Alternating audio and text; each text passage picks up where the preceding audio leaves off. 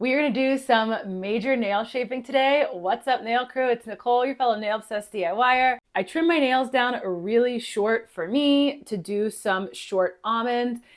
You guys have been asking me to do a bunch more shaping videos, so I thought this would be perfect. I'm going to show you first how I shape my long almonds before I cut them all short, and then I'm going to show you how to shape short almonds. I did not speed up this video.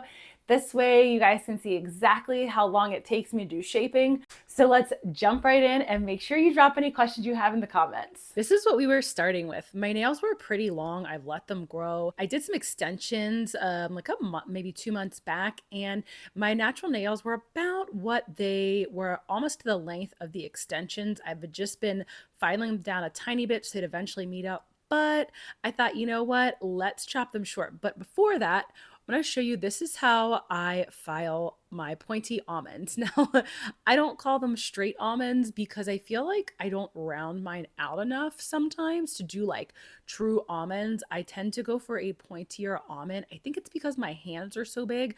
I just want something a little bit pointier so it doesn't make my hands look as huge. I know everybody always says to me, like, your hands don't look big. You look like you have really long fingers. Well, I do. I have really long fingers that are attached to huge hands. My hands are really big. So this is the way that I do my almonds. I just go back and forth side to side to make sure that I'm not like over filing one side or the other. When I would do like try to do too much filing on one side versus the other, then what I tend to do is over file. I found that trick from Susie from Nail Career Education. When I was watching one of her videos years back, she was saying how she always goes back and forth when she was fixing her filing or when she was like filing a new shape or something. And this way you're not going to over file on one side. So once I started doing that, absolutely loved it.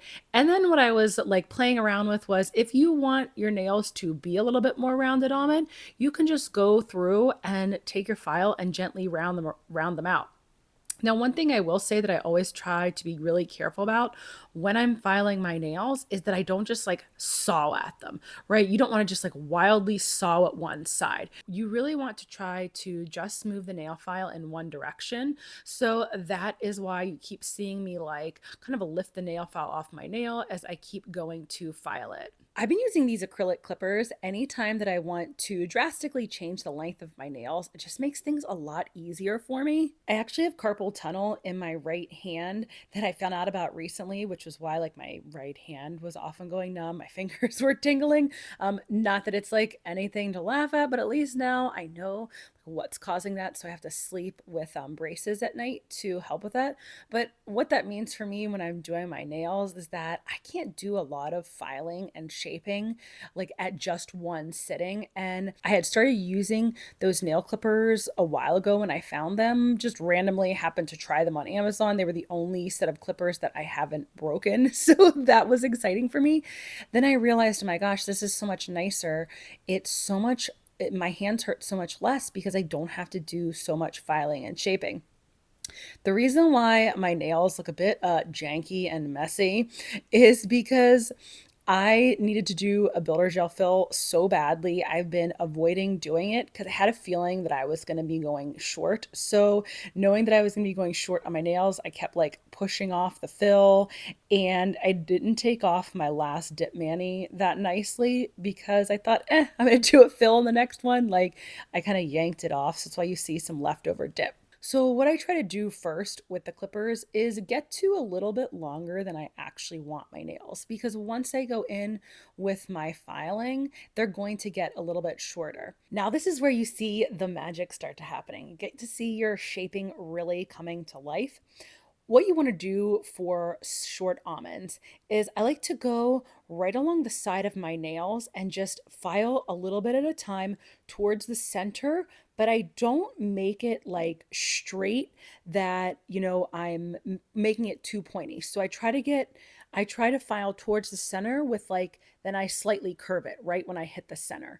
This way, I'm not doing like straight hard points. I'm just giving it a little tiny bit of curve once I get some of that coffin down. So they kind of look like coffins when you first cut off the length, just because, especially when they're longer, they have like a little bit of that coffin look. And then I keep going from one side to the other. So I'll maybe do like a couple swipes on one side, a couple swipes on the other. And I like to start down right where my nail meets my skin. For me, since my nails are thick, I have to go like almost a little bit to the side, like down a little bit further on my nail, just because my hands are so big that if I don't, the shape looks really weird. Now, obviously, like your own nails, so maybe for you, you don't want to go down as far on the sides because your nails are thinner, or it looks, you don't like it to be as tapered or as thin of an almond as I'm doing. So I keep going back and forth, and then I just ever so gently round out around the top. So I'm not doing anything crazy, just very gently going over the top. And one of the things that I wanted to make sure that I did was I like to make sure that I keep my nails flat underneath. So now this is all my natural nails, except I do obviously have builder gel on. If I was doing this on my natural nails, I'd be using a glass file. I would not use a regular hand file. Since I do have the builder gel on protecting it, I like to use a hand file. The glass file for me just takes way too long with builder gel on my nails. And, with the carpal tunnel syndrome, I cannot take that long to file and shape my nails. It would just be way too much pain for my right hand. Once I get like the shape where I think that I want it to be, then I leave it go for now and I go over to my right hand, because what I like to do is look at them at the end and compare both hands. Now, what I did do that I messed up on, and I didn't really notice this till the very end when I was done with my nails, was I cut my right hand a little bit shorter than my left hand. But did I go back and fix the left hand and make them shorter? Nope. I was just like, they'll all grow. I mean, they're all about the same length, but if like you stare at my hands really closely, you'll see that the right hand ends up being a little bit shorter than the left. That's okay. We're DIYers, we're doing this at home, like nails grow. I use a ton of cuticle oil, and my when I do that, my nails grow really fast, so I don't really worry if I like cut my nails too short or file them too short. I'm like, they'll grow eventually. And really, if I wanted to, I could do extensions, but obviously at this point, like I had just cut all my nails down, I was not going to fix one side to extend them slightly. I'm right-handed, which means my non-dominant hand is my left. And while I've gotten better at dipping using my left hand to dip my right hand, something that I still struggle some with is actually using my left hand to shape and apply builder gel. Those are two things that my left hand is not quite as good as my right hand is. So what I try to do too is I try to use my right hand and move it on the file instead of my left hand doing all the work.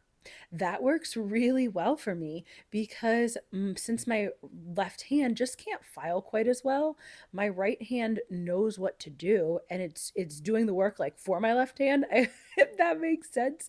I do, I'm getting better at shaping with my left hand, and hopefully one day I can shape as good with my left as I can with my right. But for now, this method really works for me. I still like to do the same type of filing, so I'll do a couple swipes on one side, a couple swipes on the other, and you can see me continually lift the file off my nail. I really try hard not to like roughly file it back and forth, or as I call like sawing at your nails, just because then you're going to be more prone to nail breaks, nail splits, even if you have builder gel on your nails. I just noticed it is a little bit too rough when you just try to like saw with the side of your nail. So going back and forth with the shaping really, really helps.